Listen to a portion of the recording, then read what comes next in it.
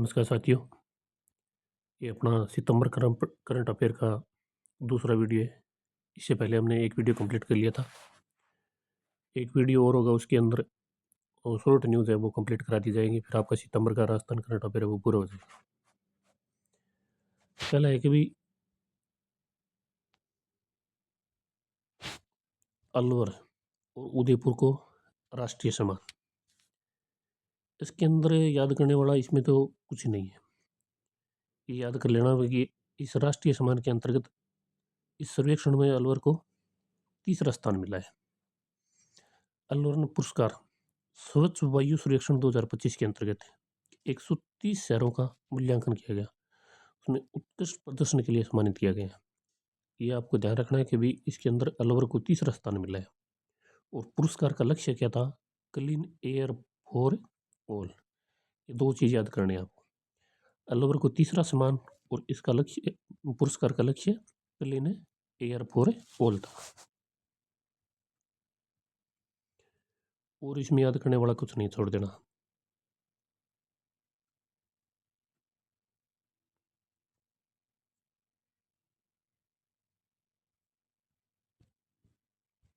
या राजस्थान विधि विरुद्ध धर्म परिवर्तन प्रतिवेद विधेयक 2025 पारित। राजस्थान विधानसभा ने 9 सितंबर 2025 को, ये तारीख याद रखनी है आपको, कि किस दिन पारित किया गया था। राजस्थान विधि विरुद्ध धर्म परिवर्तन सह परिवर्तन प्रतिषेध विधेयक 2025 पारित किया गया। ये तारीख याद रखनी है आपको भी, 9 सितंबर 2025 को पारित किया गया था। इसके अंदर ये अलग अलग प्रमुख दंड और प्रावधान है, ये याद करने आप। आरपीएससी के मद्देनजर इसे रखते हुए कर्मचारी चयन बोर्ड इतनी गहराई से प्रश्न नहीं पूछते। छल कपट से धर्म परिवर्तन 7 से 14 वर्ष का कारावास और 5 लाख रुपए जुर्माना।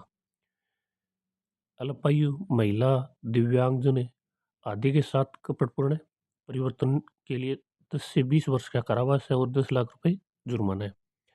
कपटपूर्ण सामूहिक धर्म परिवर्तन 20 वर्ष से आजीवन कारावास और 25 लाख रुपए। विदेशी अवैध संस्थानों से धन प्राप्त कर धर्म परिवर्तन 10 से 20 वर्ष का कठोर कारावास और 20 लाख रुपए।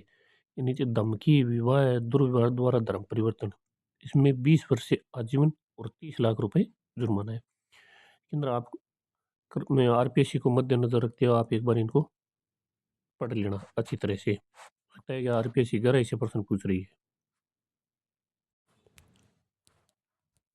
फिर है कि सूचना अनिवार्य है। सूचना क्या इसके अंदर? धर्म परिवर्तन करने वाला व्यक्ति जिला मजिस्ट्रेट को 90 दिन पहले स्वेच्छा से धर्म परिवर्तन करने की सूचना देगा। 90 दिन पहले सूचना देगा। और पेपर के अंदर आपको 60 दिन मिल सकता है, 30 दिन मिल सकता है, 45 दिन मिल सकता है। याद रखना, आपको 90 दिन पहले जिला मजिस्ट्रेट को स्वेच्छा से धर्म परिवर्तन की सूचना देगा। और अगर इसका उल्लंघन किया तो 7 से 10 वर्ष का कारावास और 3 लाख रुपए जुर्माना होगा। फिर है धर्माचार्य। धर्म परिवर्तन करवाने के लिए, ये धर्म परिवर्तन करवाने वाला होता है धर्माचार्य। जिला मजिस्ट्रेट को 2 माह पहले नोटिस देंगे। ये 2 माह पहले देंगे, दोनों याद रखने हैं, 2 माह और ये की 90 दिन। इसका उल्लंघन करने पर 10 से 14 वर्ष तक की सजा और 5 लाख जुर्माना। ये दोनों याद करने, दोनों फैक्ट है। आरपीएससी की तरह आरपीएससी पूछ सकती है इसके अंदर से।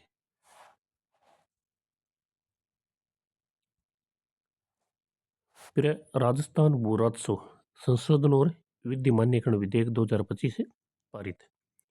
राजस्थान विधानसभा ने 10 सितंबर 2025 को राजस्थान भू राजस्व संशोधन और विधि मान्यकरण विधेयक 2025 से पारित किया। इस विधेयक के माध्यम से राजस्थान भू राजस्व अधिनियम 1956 में संशोधन किया गया।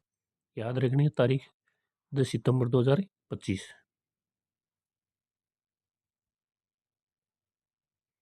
इसके अंदर ये परिवर्तन किया गया, ये ज़्यादा कोई इंपॉर्टेंट नहीं है, छोड़ देना, मत पढ़ना।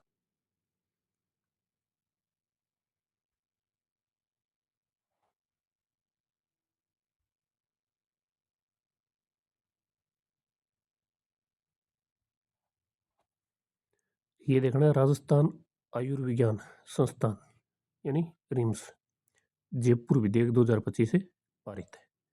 राजस्थान विधानसभा ने 8 सितंबर 2025 को राजस्थान आयुर्विज्ञान संस्थान जयपुर विधेयक 2025 से पारित किए।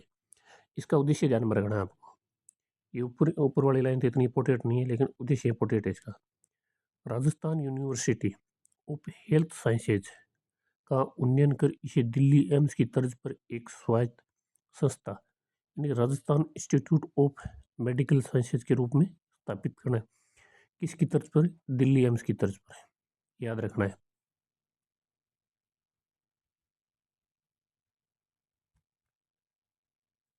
Rajasthan university of health sciences का उन्नयन कर इसे दिल्ली एम्स की तर्ज पर एक स्वायत्त संस्था Rajasthan institute of medical sciences के रूप में स्थापित करना है। फिर इसकी पृष्ठभूमि, रिम्स की स्थापना की घोषणा वर्ष 2024-25 के बजट के अंदर की गई थी, ये याद रखना है। जिसका लक्ष्य है प्रदेश में सुपर स्पेशलिटी चिकित्सा को नया आयाम देना है।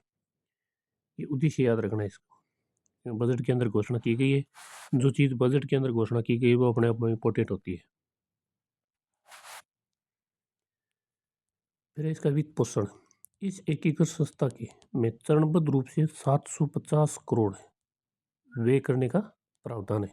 राशि याद रखनी है, 750 करोड़ रुपए। इसका प्रशासन, राज्य के मुख्य सचिव अध्यक्ष होंगे। ये पूछ सकता है भी, इसका अध्यक्ष कौन होगा? राज्य का मुख्य सचिव। और एक शासी निकाय का गठन किया जाएगा, नीचे वाला छोड़ देना। ये 750 करोड़ याद रखना है और राज्य के मुख्य सचिव अध्यक्ष होंगे। फिर अगला है राजस्थान मत्स्य क्षेत्र संशोधन विधेयक 2025 से पारित। राजस्थान विधानसभा द्वारा 8 सितंबर 2025 को राजस्थान मत्स्य क्षेत्र संशोधन विधेयक 2025 से पारित किया गया। इसका उद्देश्य क्या है?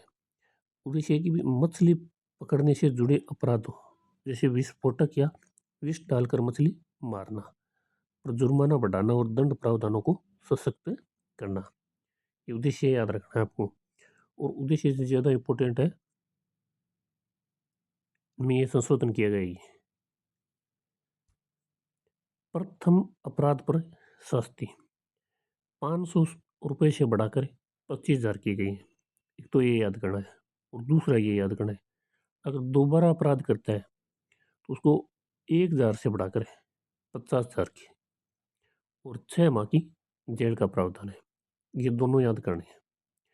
प्रथम अपराध पर शास्ति 500 से बढ़ाकर 25,000 और अगर दोबारा अपराध करता है तो 1,000 से बढ़ाकर 50,000 और साथ ही साथ 6 माह की जेल का प्रावधान है। प्रावधान, मत्स्य संबंधी अपराधों के लिए विधेयक मत्स्य को अधिकृत करना।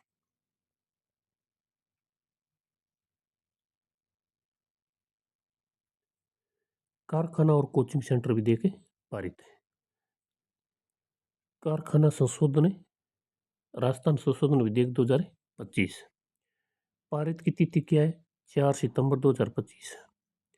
उद्देश्य, कारखाना अधिनियम 1948 में संशोधन कर श्रम प्रावधानों को लचीला बनाना। ये याद रखना, इसका उद्देश्य क्या है?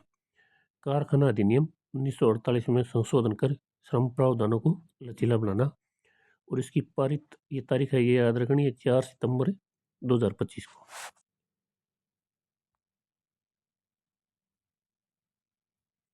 राजस्थान कोचिंग सेंटर नियंत्रण विनिमय के विधेयक 2025 ये 3 सितंबर को पारित किया गया था। 4 सितंबर, ये 3 सितंबर है।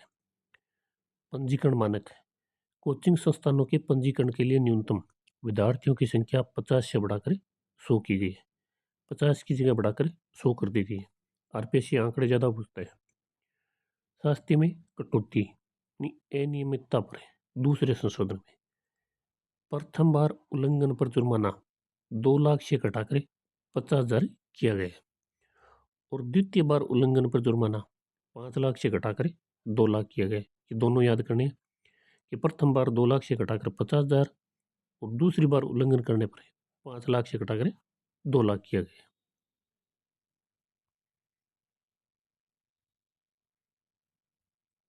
अनिवार्य प्रावधान क्या है?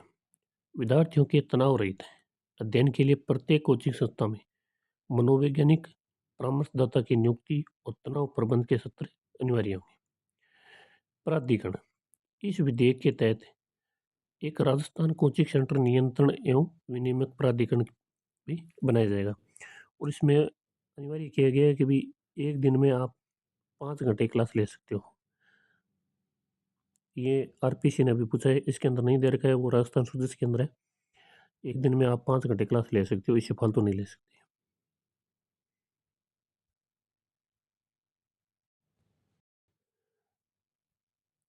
फिर मसाला, राजस्थान मसाला कॉन्क्लेव 2025, 8 सितंबर 2025 को जयपुर के बिरला ऑडिटोरियम, ये नाम याद रखना है, जयपुर में।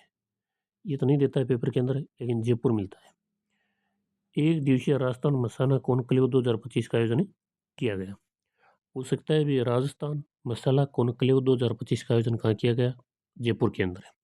इसका उद्देश्य राज्य के मसाला बायर यानी खरीदारों और सेलर विक्रेताओं के बीच समन्वय स्थापित कर मसाला उद्योग को बढ़ावा देना है।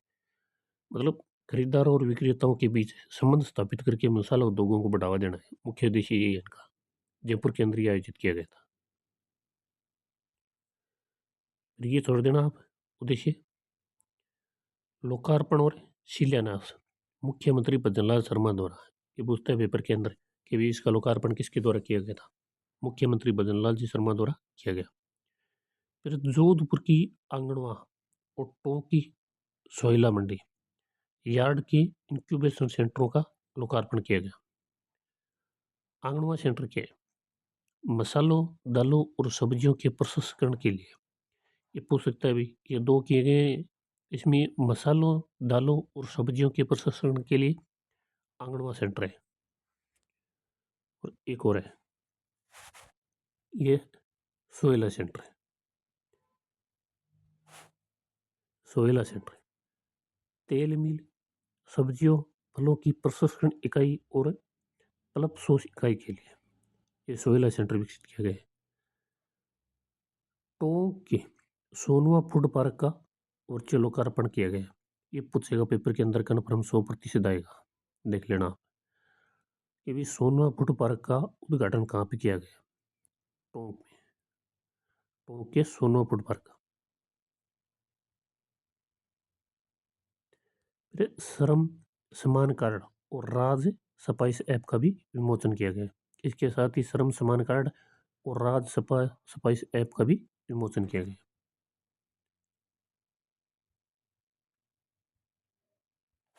फिर ये न्यूज़ फैक्ट दे रखे हैं, राजस्थान मसाला उत्पादन में देश में महत्वपूर्ण स्थान रखता है।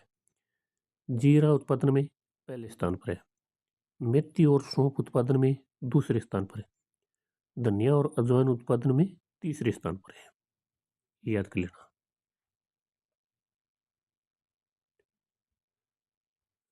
सीकर जिले में यूरेनियम खनन परियोजना, ये छोड़ देना। स्थान है भंडार है। यह परियोजना सीकर जिले की खंडेला तहसील की रोयल ग्राम पंचायत में स्थित है। ये याद रखना है, इतना फैक्ट याद कर लेना। परियोजना सीकर जिले की खंडेला तहसील की रोयल ग्राम पंचायत में स्थित है। फिर जोधपुर की अंडर 90 टीम ने 19 साल बाद जीता खिताब। राजस्थान क्रिकेट एसोसिएशन द्वारा आयोजित अंडर 90 क्रिकेट प्रतियोगिता में जोधपुर टीम ने 5वीं बार खिताब अपने नाम किया। जयपुर की एसएमएस स्टेडियम में खेले गए फाइनल मुकाबले में जोधपुर ने बीकानेर को हरा कर यह खिताब जीता है। याद करना है भी, जोधपुर विजेता रहा और बीकानेर वो विजेता रहा, ये दोनों याद करने हैं। और एक याद करना कि वे 5वीं बार विजेता बना है।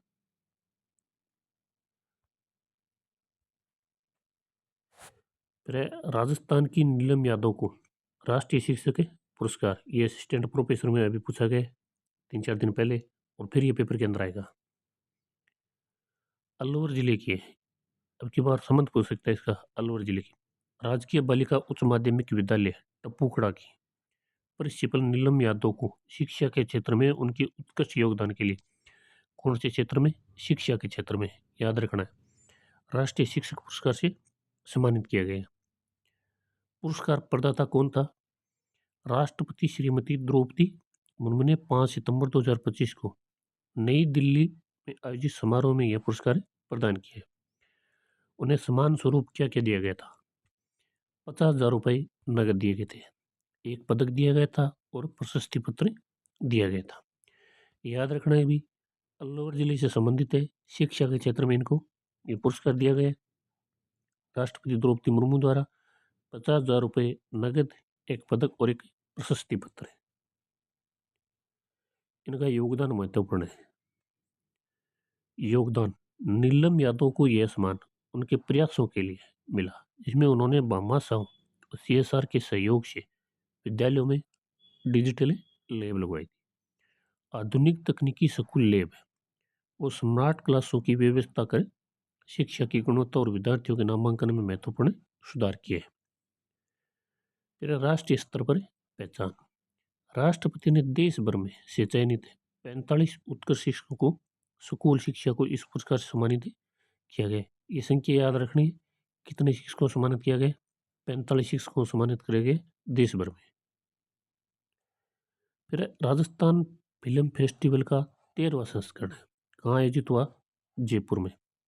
राजस्थान फिल्म फेस्टिवल का 13वां संस्करण जयपुर में आयोजित हुआ था। पहली बात तो इसका संस्करण पूछेगा भी कौन सा था? 13 नंबर का था। फिर इसका आयोजन पूछेगा भी कहाँ हुआ था? जयपुर के अंदर हुआ था। और ये छोड़ देना, इसमें याद करने वाले कोई कुछ नहीं है, ऊपर वाले याद कर लेना, 2 फैक्ट है।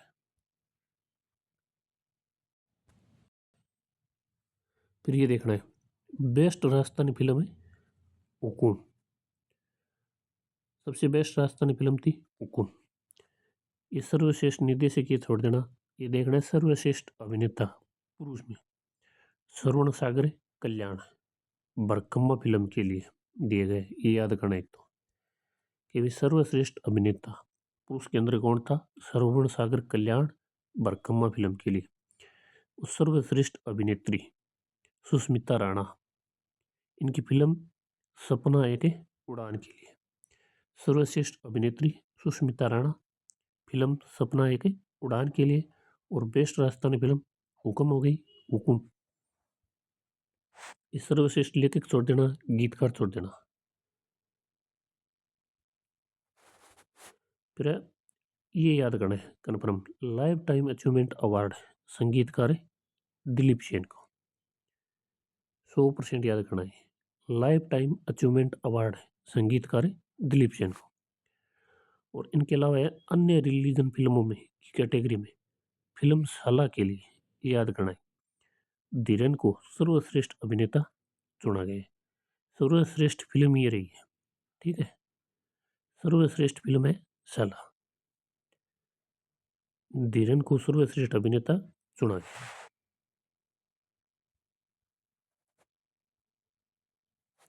राजस्थानी उपन्यास बरखम्मा, ये याद रखना है भी, बरखम्मा क्या है? राजस्थानी उपन्यास है। ये राजस्थानी भाषा और साहित्य से संबंधित करके 3rd ग्रेड के अंदर ये प्रश्न पूछ सकता है कि बरखम्मा क्या है? राजस्थानी उपन्यास है। राजस्थानी भाषा साहित्य अकादमी पुरस्कार भी मिल चुका है। बरखम्मा फिर से याद रखना, आपको कन्फर्म पूछ सकता है पेपर के अंदर। हिंदुस्तान जिंक और राजस्थान धरोहर प्राधिकरण के मध्य MOU। इसके अंदर नीचे तो याद करने वाला कुछ नहीं है, आपको ये इतना याद रखना है कि राजस्थान धरोहर प्राधिकरण ने किसके साथ MOU किया? हिंदुस्तान जिंक के साथ। ये इतना याद करना है आपको, हिंदुस्तान जिंक और राजस्थान धरोहर संरक्षण के मध्य हस्ताक्षर हुए। बेसिक इतना याद कर लेना। देखना चाहो तो उद्देश्य भी बता देता हूँ, ऐतिहासिक स्थलों को नया रूप देना और वहाँ विकास कार्य करना। जितने भी ऐतिहासिक स्थल है उनको नया रूप देना है और विकास कार्य करना है।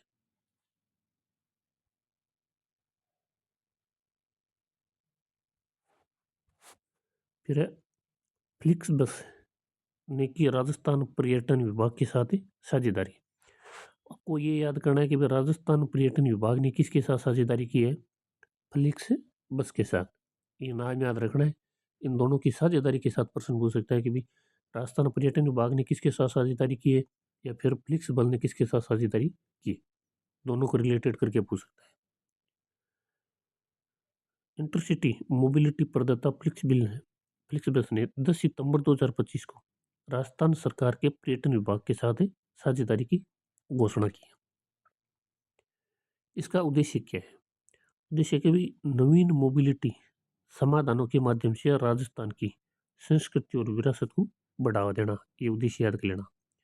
नवीन मोबिलिटी समाधानों के माध्यम से राजस्थान की संस्कृति और विरासत को बढ़ावा देना। इसका शुभारंभ किसने किया था? उप मुख्यमंत्री दिया कुमारी ने। कहाँ से? जयपुर के अल्बर्ट हॉल से। इतना याद रखना है, उनका शुभारंभ किया था उप मुख्यमंत्री दिया कुमारी ने जयपुर की अल्बर्ट हॉल से हरी झंडी दिखाकर।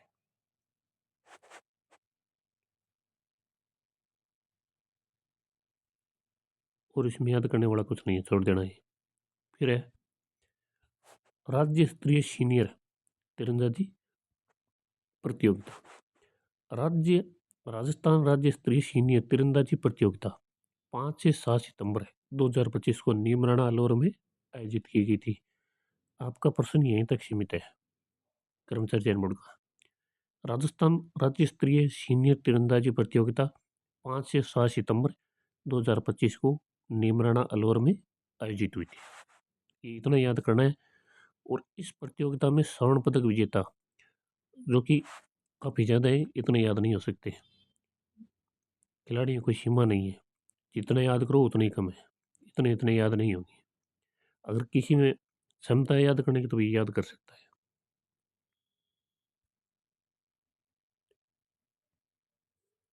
8वीं सीनियर राज्य स्तरीय बॉल बैडमिंटन प्रतियोगिता बीकानेर का दोहरा दबदबा।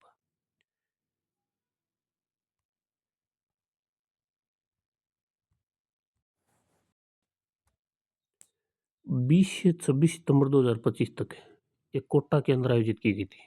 8वीं सीनियर राज्य स्तरीय बॉल बैडमिंटन प्रतियोगिता में बीकानेर की टीमों ने महिला और पुरुष दोनों वर्गों में शानदार प्रदर्शन करते हुए खिताब जीता है। याद करना है कि 8वीं सीनियर है जो राज्य स्तरीय बॉल बैडमिंटन प्रतियोगिता है वो आयोजित की गई थी कोटा के अंदर। और इसके अंदर विजेता कौन रहा था? महिला और पुरुष दोनों के अंदर ही बीकानेर विजेता रहा था।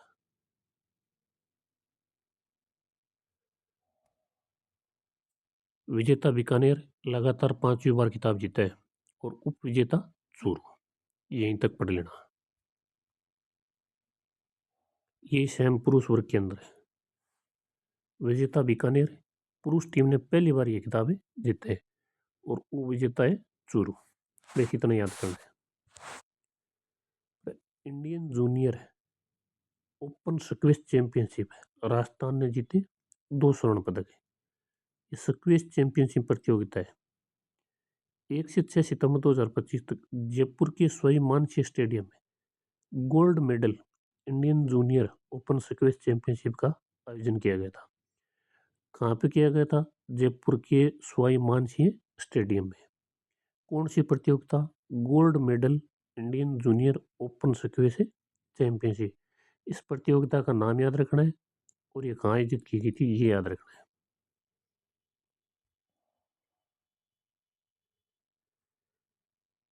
इस राष्ट्रीय प्रतियोगिता में मेजबान राजस्थान के खिलाड़ियों ने शानदार प्रदर्शन किया और 2 स्वर्ण पदक जीते। ये 2 स्वर्ण पदक पूछ सकता है। इसके अंदर दोनों स्वर्ण पदक विजेता है। एक का नाम है सुभाष चौधरी, स्वर्ण पदक जीता था, जयपुर से संबंधित है, ये भी याद रखना है। सुभाष चौधरी ने स्वर्ण पदक जीता और जयपुर से संबंधित है। सुभाष चौधरी ने पुरुष अंडर 17 वर्ग, ये भी याद रखना है, स्वर्ण पदक जीता। उन्होंने फाइनल में उत्तर प्रदेश के रघु वशिष्ठ को हराया, ये छोड़ देना। सुभाष चौधरी स्वर्ण पदक पुरुष अंडर 17 वर्ग, ये तो मैं याद रखना है। दूसरा है अम्य महाजन, उन्होंने भी स्वर्ण पदक जीता है। ये 2 स्वर्ण पदक जीते थे तो सुभाष चौधरी ने और दूसरा अम्य महाजन।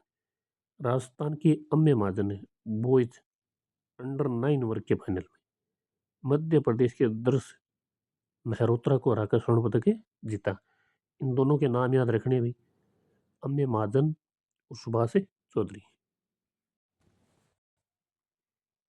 अन्य पदक है राजस्थान की नविका सोनी अंडर 9 वर्ग गर्ल्स है और 26 हारण अंडर 19 गर्ल्स है। ये भी राजस्थान प्रतियोगिता में कांस्य पदक जीतकर राज्य का नाम है रोशन किया। अब आरपीसी है वो यहाँ तक पहुँच सकता है कि अभी कांस्य पदक किसने प्राप्त किए थे। नविका सोनी और छवि सार्क, ये दो याद और रख लेना आरपीसी की तरफ से। कर्मचारी चयन बोर्ड तो यही तक पूछेगा कभी स्वर्ण पदक किसने जीता था, सुभाष चौधरी और अम्य महाजन ने।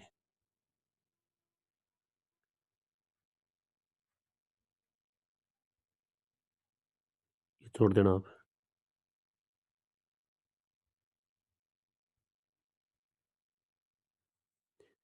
राजेंद्र स्वर्णकार को जन कवि प्रदीप शर्मा सम्मान 2025।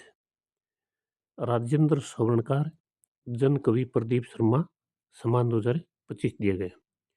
ये बीकानेर के प्रसिद्ध कवि, गीतकार और गायक है। याद रखना, बीकानेर के प्रसिद्ध कवि, गीतकार और गायक राजेंद्र स्वर्णकार को हिंदी साहित्य संसद चूरू द्वारा वर्ष 2025 का जन कवि प्रदीप शर्मा साहित्य सम्मान एवं पुरस्कार प्रदान किया गया। पुरस्कार का कारण क्या था? साहित्य सृजन और ललित कलाओं के क्षेत्र में उनका उल्लेखनीय योगदान है। यह पुरस्कार 14 सितंबर 2025 को हिंदी दिवस के अवसर पर चूरू में आयोजित साहित्यकार सम्मान समारोह में प्रदान किया गया था। हिंदी दिवस को मनाया गया था 14 सितंबर को। ये इतना याद रख लेना, राजेंद्र स्वर्णकार को जन कवि प्रदीप शर्मा सम्मान मिला है 2025 के अंदर। बीकानेर के कवि, गीतकार और गायक है। फिर अन्य सम्मानित व्यक्तित्व, कोलकाता के साहित्यकार जय कुमार रुस्वा को भी रामा देवी भागीरथ प्रसाद मर्दा समृद्धि कोष 2025 से अलंकारित किया गया। कोलकाता के साहित्यकार जय कुमार रुस्वा को रामा देवी भागीरथ प्रसाद मर्दा स्मृति कोष 2025 से अलंकृत किया गया। इस हस्तियों को मिला राजस्थान गौरव सम्मान 2025। इनके संख्या याद रखने की भी 28 हस्तियों को मिला है राजस्थान गौरव सम्मान 2025। और इसके अंदर याद करने वाला कुछ नहीं है, बस इतना याद कर लेना। ये छोड़ देना प्रमुख सम्मानित हस्तियाँ, इतने इतने याद नहीं होंगी, 28 हैं।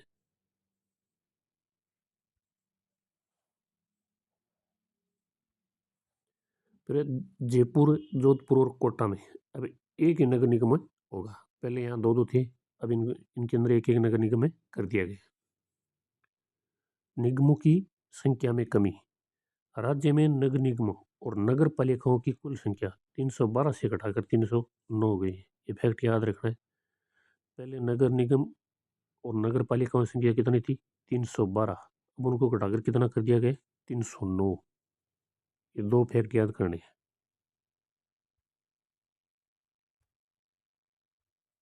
जयपुर अब एक ही नगर निगम होगा जिसमें 150 वार्ड होंगे। जोधपुर और कोटा दोनों शहरों में दो ही जगह, अब एक ही निगम होगा जिसमें 100 वार्ड होंगे। ये इतना ही है याद करने वाला, इसके अंदर कोई ज़्यादा खास नहीं है। इंपॉर्टेंट ये चीज़ याद रखनी है और इन तीनों के नाम याद रखने हैं, जयपुर, जोधपुर और कोटा। इनके अंदर पहले दो दो नगर निगम थे, तो इनको घटाकर एक एक नगर निगम में कर दिए। फिर जयपुर के एसएमएस ट्रॉमा सेंटर को देश का सर्वश्रेष्ठ सम्मान दिया गया है। जयपुर स्थित सवाई मानसिंह अस्पताल की न्यूरो ट्रॉमा एवं ट्रॉमा सेंटर को इमरजेंसी में गंभीर घायलों के इलाज के लिए देश में सर्वश्रेष्ठ संस्थान पुरस्कार 2025 से प्राप्त हुआ है। सर्वश्रेष्ठ संस्थान पुरस्कार 2025 किसे दिए गए? जयपुर के एसएमएस ट्रॉमा सेंटर को। इतना याद करना चाहिए और छोड़ देना।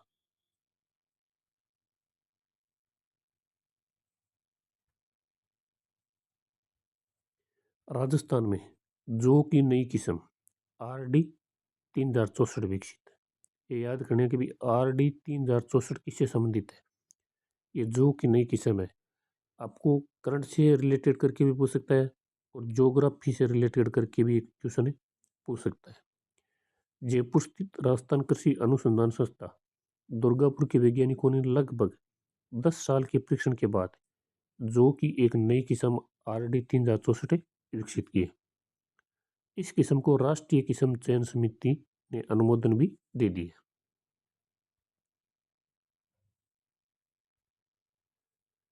ये RD 3064 इसकी अधिकतम दाना उपज 91.67 क्विंटल प्रति हेक्टेयर होगी और ये पकने की अवधि 2 से 4 पानी की सिंचाई ये छोड़ देना।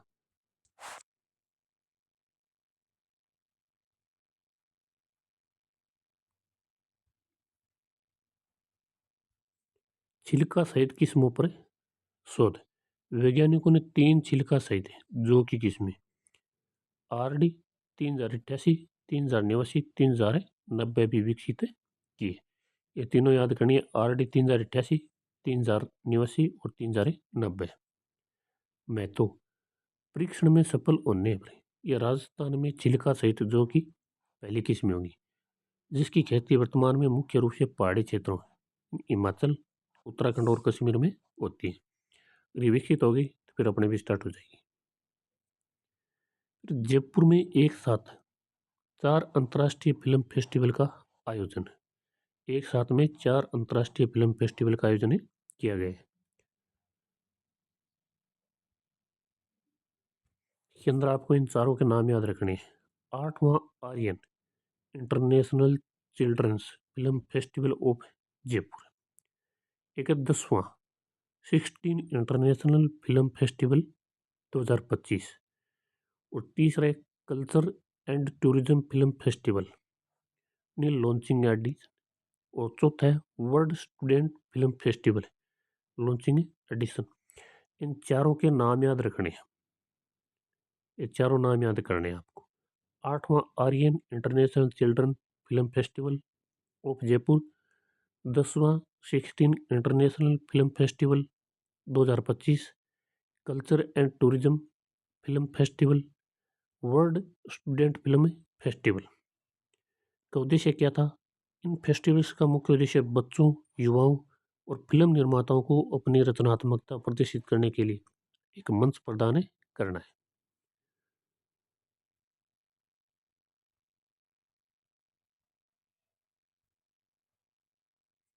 कृष्णा नागर जयपुर के पैरा बैडमिंटन खिलाड़ी कृष्णा नागर ने चीन में आयोजित चीन पैरा बैडमिंटन अंतर्राष्ट्रीय प्रतियोगिता 2025 में रजत पदक जीता है। याद रखना, कृष्णा नागर का संबंध जयपुर से है। पैरा बैडमिंटन खिलाड़ी है। चीन में पैरा बैडमिंटन अंतर्राष्ट्रीय प्रतियोगिता आयोजित हुई थी, उसमें उन्होंने रजत पदक जीता है। यह रेड मुख्य परीक्षा के लिए खेल और खिलाड़ी से संबंधित महत्वपूर्ण प्रश्न है, आ सकता है पेपर के अंदर। टोक्यो पैरालंपिक में स्वर्ण पदक विजेता कृष्णा नागर ने यह उपलब्धि पुरुषों के एकल SH6 वर्ग में हासिल की। तो धन्यवाद साथियों, आज के लिए इतना ही। कल इसके अंदर ये न्यूज़ शॉर्ट है वो कंप्लीट करा दी जाएगी, फिर आपका सितंबर का करंट अफेयर है वो पूरा हो जाएगा। उसके बाद आप कमेंट करके बता देना भी आपको कौन सा महीने का करंट अफेयर करवाना है। आप ज़्यादा से ज़्यादा शेयर करें, सब्सक्राइब करें। धन्यवाद।